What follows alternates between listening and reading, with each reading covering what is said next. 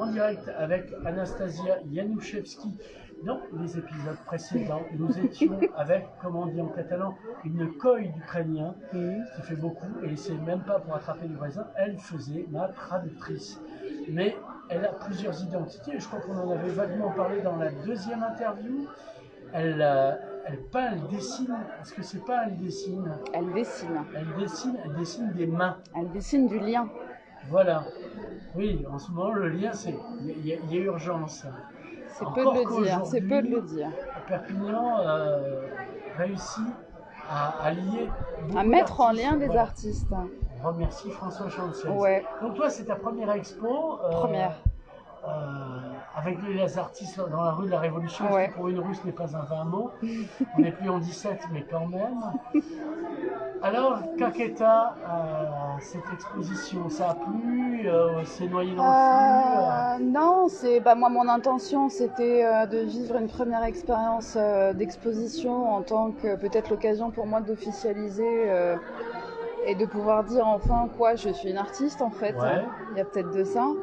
Et puis c'est aussi vivre un moment où il y a du monde, où il y a des gens, il y a de l'échange, il y a des retours. Pour la première fois, je peux entendre, et je peux voir et je peux observer comment les gens regardent mes dessins et puis tout ce qu'il y a aussi dans la rue. Donc c'est chouette de sentir ça autour. Ça fait chaud au cœur. Ouais. Alors, tu vends et tu vendu, non, c'est... Ou acheter. Je vends un petit peu. Ouais. Pas un petit peu, mais c'était pas. Je suis pas venue chercher ça. Maintenant, Tu as voulu t'exposer, d'habitude tu n'es pas du genre à t'exposer. Non, c'est plutôt effectivement. Non, j'étais curieuse de rencontrer la communauté. Après la communauté ukrainienne, c'est la communauté des artistes à Perpignan. Ouais. Et merci François, parce que du coup, il a pu me mettre en lien aussi. Ouais, vous avez discuté, parce qu'il y a eu des réunions. Ouais, tout à fait. Tu as rencontré des artistes. Ouais. Est-ce que tu vas faire des projets avec? Parce que ce qui est bien, c'est... J'en suis au tout début. Disons que je vais déjà, comme je dis, laisser redescendre l'expérience à la fin de la journée, voir quelle empreinte je garde de cette journée-là. Ouais. Et s'il y a... Des traces de main sur toi. Ouais, c'est ça. Si des occasions se présentent et s'offrent à moi, eh bien, je serais ravie de pouvoir y aller là aussi. Alors, avec toutes ces mains, tu comptes faire un livre du lien? Oui, c'est en cours. Avec un texte? Ah oui, alors tu as un éditeur? C'est en cours. J'ai un éditeur qui a encore disparu de la circulation, mais c'est en cours. Oui, c'est le truc des éditeurs. Ouais, c'est un peu compliqué. On se cherche, on se perd, on se dit pas. C'est Jérôme Fricker, on dit ça? Non, même pas. Parce que lui-même, des fois, il fait fantomas. Non, mais toute la difficulté avec ce livre, c'est quelque chose qui me tient à cœur, moi, vraiment, d'en faire un ouvrage. Et la grande question, c'est est-ce que je mets des mots dessus ou pas? Et je reste fondamentalement convaincue que ce qui est juste pour moi, c'est de ne pas déposer mes intentions, mes sensations, mes émotions, mais de justement laisser la possibilité à tous ceux ou celles qui posent, non pas leurs mains, mais leur regard sur mes œuvres, de pouvoir se sentir libre, de ressentir ce qui est juste pour eux. J'ai pas envie d'enfermer l'autre avec mes mots. À l'instar du chant, c'est le regardant qui fait l'œuvre. Exactement. Tu fais les bains. Exactement. Donc, puisque chacun y voit quelque chose de différent. Oui, parce que toi, on sait pourquoi, on ne va pas le redire, ils ont qu'à écouter les épisodes précédents. C'est ça. C'est ça. Quel est ce secret? C'est ça. C'est bien, on rajoute secret, c'est mystérieux, c'est ça entretient le... Voilà. Ça pousse même, si ce n'est une invitation à revenir. Franchement, quand vous saurez, ce sera... Oula. Ah ouais. Voilà. Itan que si, comme on dit en catalan. Donc, et alors, il y a un lien à la psychanalyse dans ton œuvre. Oui, je suis psychothérapeute. Voilà. Et ces dessins sont nés en séance. J'ai été très touchée en fait de ce que j'ai pu observer. Je me suis souvent appliquée à me détacher du contenu, de ce que j'entendais. Et j'ai regardé la forme qui se présentait devant moi. Et j'ai tout de suite observé ces mains qui parlaient et qui parfois étaient en résonance avec les mots qui étaient déposés. Et parfois, je pouvais observer autre chose. Et donc j'ai commencé à photographier ces mains avec l'accord de mes patients bien sûr. Et m'est venue l'envie de les dessiner. Donc j'ai repris le dessin il y a 3 ans, peut-être pas plus. Donc j'ai commencé à dessiner presque de manière compulsive des mains. J'ai déposé ces mains dans mon cabinet et j'ai vu mes patients se lever, ce qui était déjà quelque chose, se saisir de ces dessins, des cadres. Ils ont décroché les cadres au mur, me dire bah voilà, je sais pas vous dire, je sais pas comprendre, j'ai pas conscience de ce qui se passe là, mais ce dessin-là me touche. Il y a quelque chose qui, voilà, il se passe quelque chose. Et je me suis dit mais en fait il y a quelque chose de dingue à faire avec ça. Et donc j'ai réalisé une série comme des tests de Rorschach en fait. Sauf qu'au lieu que ce soit des tâches, ce sont des mains. C'est ça. Donc, C'est exactement ça. Ils s'attachent aux mains, si j'ose dire. Ils s'attachent, ou ils s'en détachent, ou ils les poussent, ou ils les retiennent, ou ils les enlacent, ils les embrassent, ils les rejettent, Enfin, il y a plein de choses à imaginer. Ils ont un rapport charnel au papier et au verre, finalement. À l'émotion. Oui. À l'émotion. Et est-ce qu'ils t'en parlent, du coup, quand oui. ils sont émus? Ah oui. Je peux ouvrir des séances... en partant d'une carte et il y a tout un processus qui se déroule. De jeu. J'ai fait un jeu de cartes. De jeu de main, jeu de dilemme. J'ai fait un jeu de cartes. Là aussi, j'ai pas enfermé une consigne dessus et j'utilise moi ces cartes en séance, pas à chaque fois, mais de manière très régulière.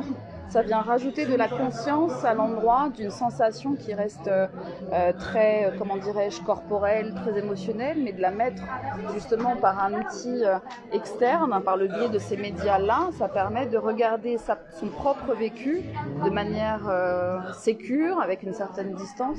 Donc c'est pas des mains, c'est des miroirs. D'une certaine manière, oui, je peux le regarder comme ça. Comme les yeux. C'est ce que je dis, les mains sont le miroir de l'âme, c'est ça. D'accord. Alors, est-ce que justement, tu vas en faire un jeu de main, mais imprimé un peu comme on a des tarots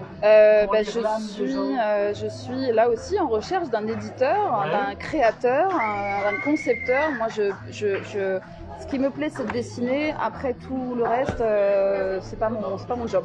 Alors, tu avais été exposé pour les Ukrainiens. Alors, j'ai participé à la vente aux enchères organisée par la mairie de Perpignan et une association.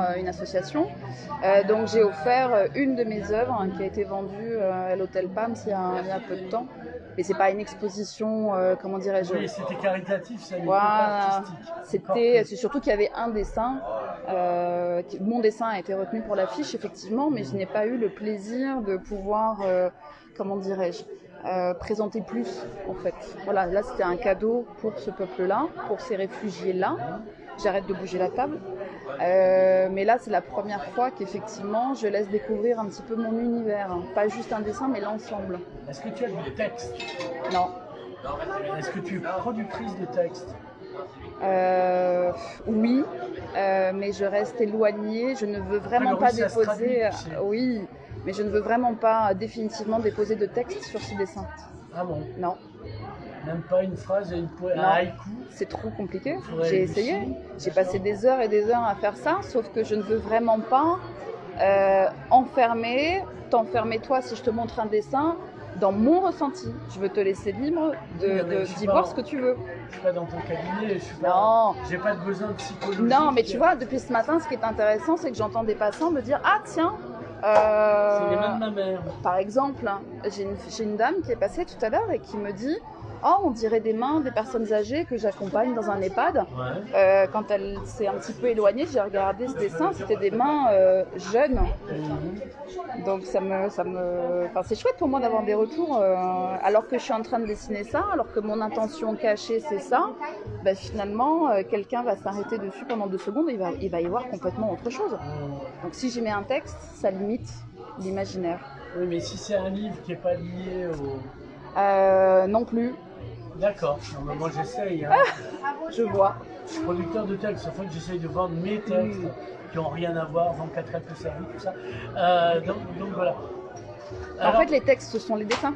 Oui, et donc le livre, si tu retrouves ton éditeur, évidemment, qui est relatif, seront sans texte. Il y aura bien une préface pour dire... Histoire sans parole. Rien. Rien. Pas une lettre, rien. Non. Il y aura quand même ton nom dessus. Il y aura mon nom, il y aura un titre, il y aura une présentation un petit peu de qui je suis. Ouais. Et il y aura, je l'espère, si on y arrive, une page, ce sera un objet d'art en fait, une impression et puis une feuille, comment on appelle ça, une feuille de calque par-dessus pour venir protéger le dessin, sans mots. D'accord. Parce que tout est là, il n'y a rien à dire en fait. Si vous le dites, moi je ne suis pas le genre. Hein, quoi.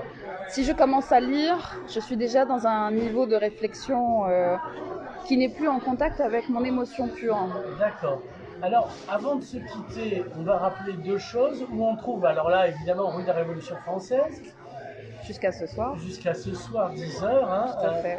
Et sinon, qu'on veuille voir tes dessins, qu'on veuille aller à ton cabinet parce qu'on en a gros, Messire, quand, comment où? Alors, mon cabinet est actuellement situé à Perpignan, Ouais. rue Rameil. Ouais. Et pour ce qui concerne mes dessins, eh bien, pour l'instant, je n'ai pas trouvé de lieu où les déposer. Est-ce que tu as un site internet, un Facebook? J'ai une page Facebook Oui. sur laquelle je dépose tous mes dessins, effectivement, mais j'ai pas de site, c'est en Et création. Instagram, Insta Kilo? Non plus. Non plus, non, d'accord. Bien, bah, on fera avec des rue Rameil, il y a un numéro. Au numéro 2. Est-ce que tu as un téléphone où on peut te joindre pour Oui. un rendez-vous? Tu veux que je le dépose? Bah écoute, Le 06 13 57 45 37. voilà, redis-le. Ça coûte. 06 13 47 50 45 37. C'est votre ligne complice. C'est ça. Anastasia, merci. Tu vas Merci. pouvoir retourner à ton atelier. Avec plaisir Belle journée. également.